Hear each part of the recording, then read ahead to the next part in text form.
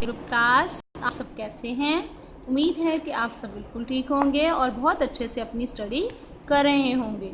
ठीक है, तो आज हम अपना बुक पेज उर्दू का 7 पढ़ने जा रहे हैं, जो कि है हमारा हर्फ से। से के ऊपर 3 नुक्ते, से के ऊपर 3 नुक्ते, से के ऊपर 3 नुक्ते।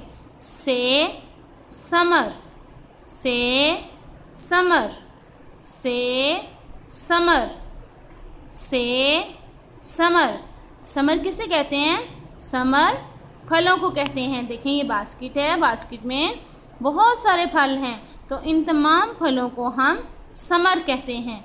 इन तमाम फलों को हम समर कहते हैं।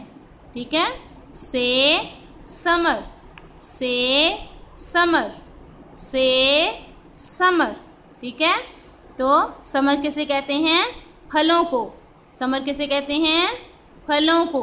समर किसे कहते हैं? फलों को। से समर, से समर। से के ऊपर कितने नुक्ते होते हैं? 3 नुक्ते होते हैं। से के ऊपर कितने नुक्ते होते हैं? 3 नुक्ते होते हैं। से के ऊपर 3 नुक्ते, से के ऊपर 3 नुक्ते।